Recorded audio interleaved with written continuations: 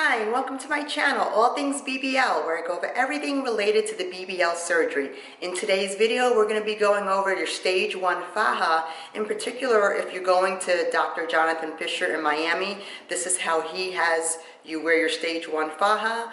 But I'll also be giving you other tips and tricks that can also apply if you're using another doctor. Again, these stage 1 fajas are pretty basic. Just some doctors have you wear them longer or shorter, but in this video, you'll get a sense of how your first week in your stage 1 faja will be like. I had my surgery with Dr. Jonathan Fisher, and the way he does your fajas, one faja is included in your package price, and then you can buy a second faja during pre-op. I believe it was about $125. And so the thing with the stage 1 faja, I'll try and show you here. Hold on. The stage 1 faja is very long. It comes down to your knees. I'll be demonstrating later how to actually put it on and how it looks, but it's very long, coming down to your knees. It has an opening to pee, and it also has an opening, you can't see it, but it has an opening where you can go number 2 also. So that's the whole point of the stage 1 faja, is they want you to keep it on 24/7, well 23/7, only take it off when you have to do a shower. But again, the stage 1 faja isn't supposed to be super tight because your body is healing, especially the first 3 weeks after surgery. Your body is molding back into place, so you don't want something smushing it so tight, especially around your hips and your butt area and even your stomach. But when I got my stage 1 faja, they had me wear the white one, and then I bought, because they said that they wanted me to wear a white one for the day 1 to see how much I'm bleeding, but then I got a black one in the same size. Now they put me in a size 4X in the stage 1 faja. I'm 5'7", and at the time of surgery I was about 165, and I thought a 4X was going to be too big, but it actually fit perfect, like it wasn't squeezing me or anything. So that's the basics, of the stage 1 faja. So when you wake up from surgery, you will have your faja on. You won't have any padding underneath. The nurses, they just put the faja on. And for Dr. Fisher, they don't want you to take that faja off until the following day after your first massage. So the following day after your massage, when you take the faja off to get your massage, the nurses will then show you how to put the padding in. You know, the front pad, the back pad, the side pads, and the little backboard. And these pads, they're like molding you and making everything stay nice and flat. So these pads you're going to have in for the next 3 weeks. That's how Dr. Fisher has it. You have to wear the pads underneath your faja for 3 weeks, and that really smooths things out. I really think it helped because my stomach has no lumps or bumps in it, and you know, I just heard the padding really helps with that. Here are how the pads look. So the pads for like your front and back, they just look like this. They're squares, and you put them on the front, you put it in the back, and you put it on the side. So you get 4 pads. Again, this comes in your package. And then you also get a front stomach board. This also comes in your package with Dr. Fisher. That goes over the pad in front of your stomach. So it's really making that stomach nice and flat.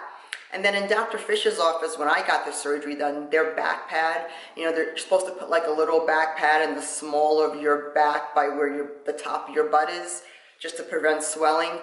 This is their back pad, which is actually just a doggy pad rolled up into a triangle. That's how Dr. Fisher gives their back pad. And again, this will go over these foam pads, and then you put your faja on over it. But you know, if you don't like the way their back pad is, you can buy a different back pad. I used a different back pad, I'll show you that also, but it was irritating to the scar in my butt. So it was nice actually having something very soft and pliable in my lower back area when you're having this faja wrapped around you. So that's how the padding looks. But again, all these paddings, this comes in your package, and I use these pads. They stay durable. They didn't break or anything for 3 weeks, and this is how they look. So whatever pads that Dr. Fisher gives, they were very durable. I know you can buy some on Amazon, but I've heard some people's that they bought on Amazon, it like starts shredding or it rips. So stick with the ones that Dr. Fisher gives you or that your doctor gives you. But definitely you must wear the pads, it's very important. And then also when I was talking about Dr. Fisher's Backpad, how they just made it out of like a doggy pad and they just rolled it up. Here is like an official Backpad. As you can see, it has this little thing here that goes in your butt crack, and then this part is laying against your lower back. But what happened to me was this part here, this tip, it rubbed against the scar that was in my butt crack. Because with Dr. Fisher, you have a scar inside your butt crack right on the top. So this pointy part was like annoying it. So I didn't like using this back pad. I preferred using the other back pads I showed you. And also, if you don't want to use all those individual pads I showed you, Amazon does have, I'll try and link it below, Amazon does have like a wraparound pad, and it comes with, you know, Velcro, and you just wrap it around and wear it. So it's similar to wearing those individual pads, but it's all one. I tried this, but I still found wearing the individual pads better. Like this didn't give, it was hard to make this belt tight enough underneath my faja, whereas those pads that I showed you, those just really sucked me in.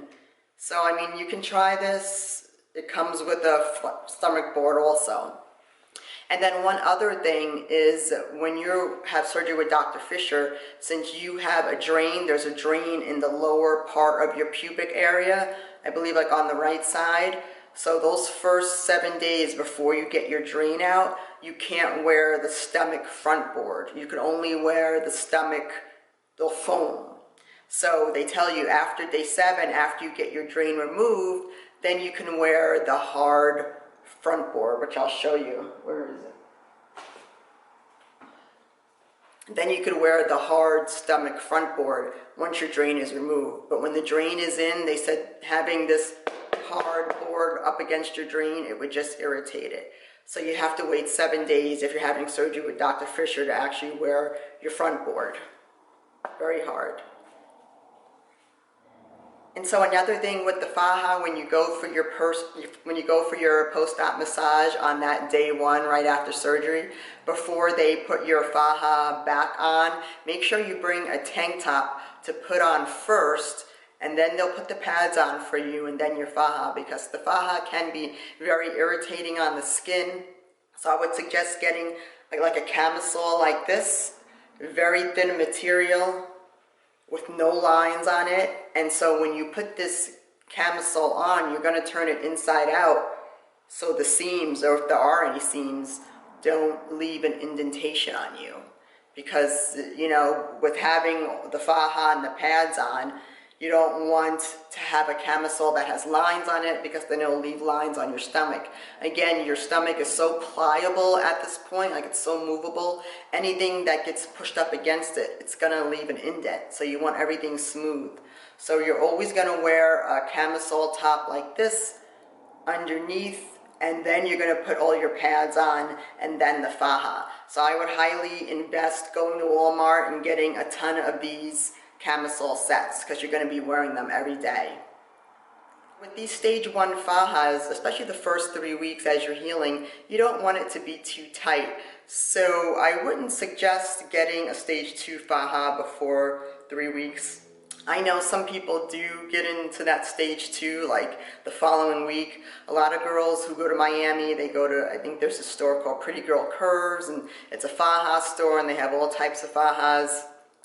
If you want to get something tighter in those first 3 weeks, I would say get a stage 1 faja, but just size down if you want it to be tight.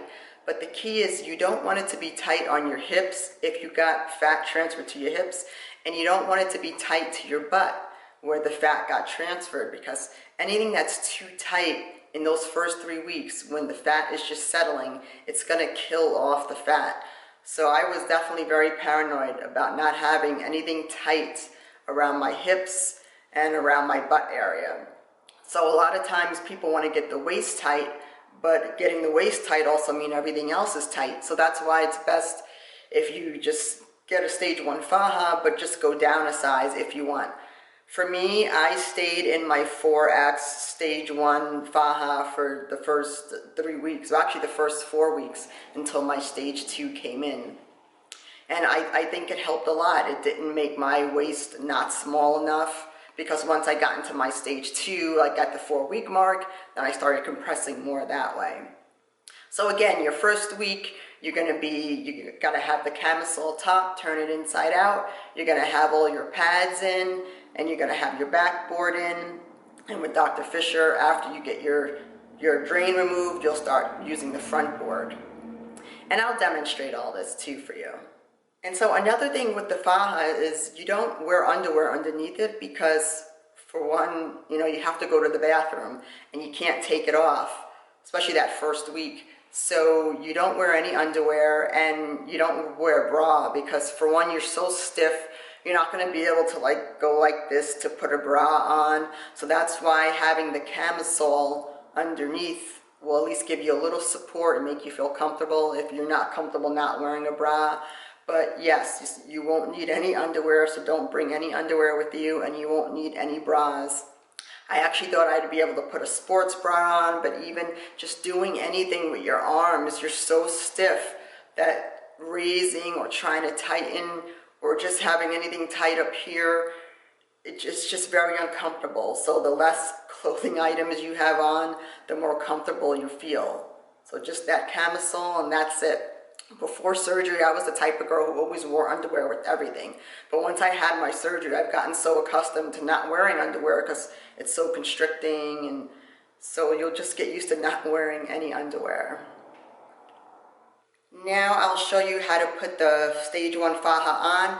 For this demonstration, I have underwear on because there is an opening in the back, and I also have a bra on just because, I don't want my nipples to show. But when you're doing this, all you're going to have is this camisole turned inside out so the seams aren't pressing into your skin, and then you have the faja on, and as you can see, it's tight. So when you're sore and you're like day 1, day 2, this is hard to put on by yourself. You will need help putting this on by yourself. You will need help. You can't do this by yourself like on day 1, day 2, taking this off. So you pull this on, and you have it like this. And now you get ready to put the pads in. You got a front pad. Again, now this is like day 1 after surgery. You're only using these pads. You're not using that hard front stomach ab board because you have your drains in. So you just put the pad in like this in the front, and you got these side pads. They could go either like this or like this, but I would put them like this, horizontal up. And again, you're shoving these down to make them stay. So imagine when you're this sore at day 1, day 2, you're gonna need help because you're not gonna be able to be this flexible. And you got the other pad that goes on the other side of your stomach. And again, you gotta shove these down in. So they're sitting right on your hip, so they stay. Oh my goodness, I'm getting out of breath. Then you have the back pad. And shove this in. Again, I'm trying to shove it down to my butt.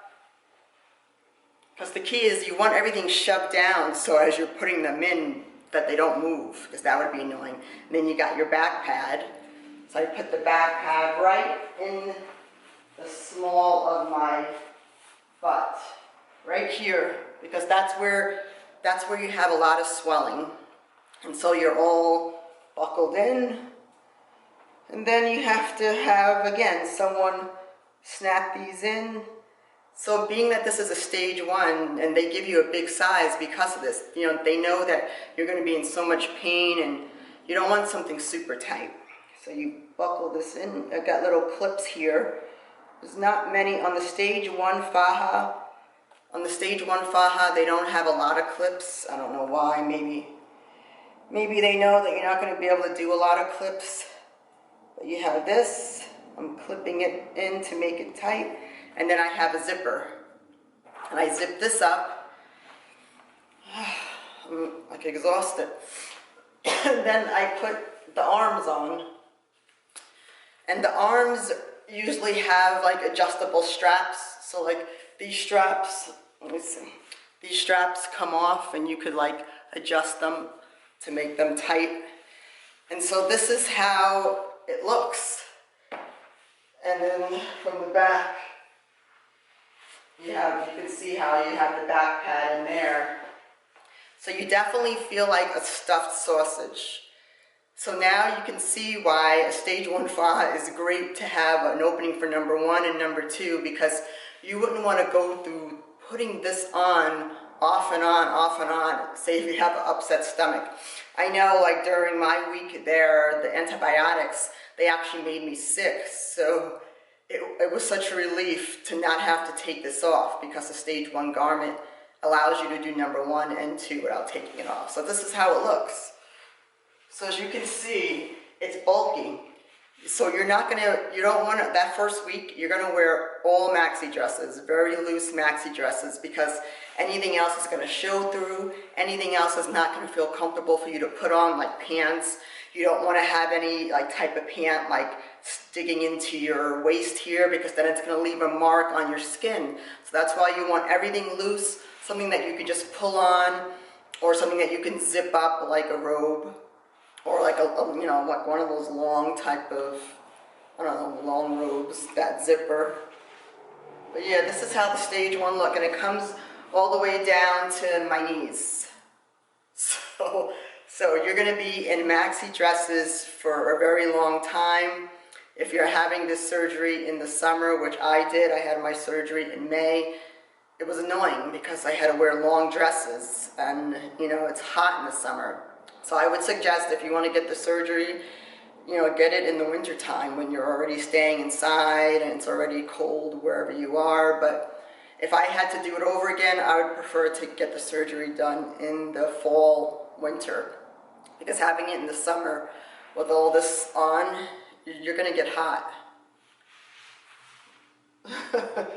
So it's not sexy. And you can see the opening. I have underwear on, but I don't know if you can see the opening in the back. So this is what you're going to have to do every day for the next 3 weeks. After you take your shower, when you're putting your faja on, you're going to have to go through this process. And so with Dr. Fisher, after that first week, when you get your drain out, then you can put the ab board in. The ab board is very hard. So I'll show you how you could put that. You just put the ab board right over these pads. You just shove it in there. And you make sure it's right above like your pubic bone area. Right above your pubic bone area. And then you're even more stuffed.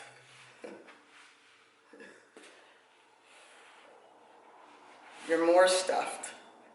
And this is why I said in some of my other videos, for those first 3 weeks, you're just so reminded on what you've got done and how much of an invalid you are, because you have to go through all these steps just to get up and about in the morning. Like, you always have to have this on, so you're just always reminded that, God, you had so much done to your body. And like how you can't wear nice clothes. I mean, for those first 3 weeks, I really just stayed inside. I ordered all my food. I didn't go out anywhere except to get my massages for those first 3 weeks, just because it's so annoying. I mean, you can't really wear anything nice. And I didn't want to risk not wearing these pads just to wear a nice outfit. Like, you're going to have the rest of your life to show off your body. So these first 3 weeks, I figured I could just suck it up, stay in, and let the healing begin, and try not to think about looking cute, or, this is not the stage where you're going to be buying new clothes, because you're going to be very swollen. So just, hold off on buying any new clothes. Just wear your maxi dresses and your camisoles. I keep saying after the 3 weeks, you can get your stage 2 faja, which is a more tighter faja. But for me, I took too long ordering my stage 2 faja. So to make everything tighter, I used this waist cincher band. It has Velcro straps. I'll show you how to use that. So I was able to get, since I was able to use something with more compression, but I didn't have my stage 2 faja yet, I got this band and I would wrap it around tight. Again, I have my foams on, I have my boards on, and wrap this around you tight. And then it has these Velcro straps that you can adjust. Where is it?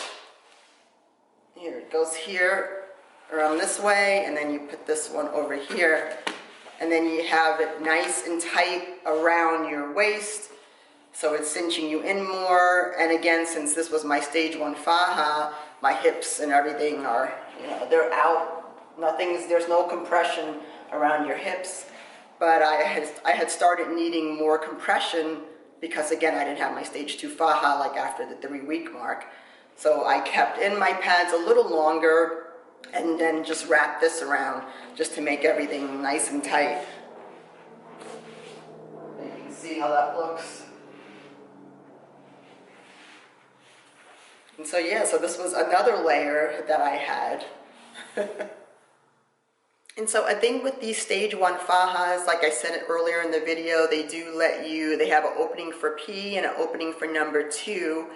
Then once you move to the stage 2 faja, there's only an opening for P. So when you have to go number 2, you have to take your faja and all those pads off. So that's what I found to be the most annoying thing. Like if you have an upset stomach, you're in a stage 2 faja with all those pads and everything on, it's annoying. It's annoying to have to take it off and to put it back on. But that's why, you wear these pads and these bulky items the first 3 weeks. But then usually once you're in your stage 2 faja after like week 3, you don't have to wear the padding underneath your faja. You can just get that tight faja around your waist with enough room in your hips and butt. Usually you get this by getting a custom-made faja, because you can have them make the hips bigger and the butt bigger, but make the waist nice and small. So with your stage 2 faja, you don't have to worry about wearing the padding underneath it, because by then your body is settled and it's pretty much healed. And if you want to see some monthly updates, I'll leave some videos up here. I gave monthly updates on my recovery, and make sure you subscribe and also leave a comment below. Let me know what other topics you'd like me to cover.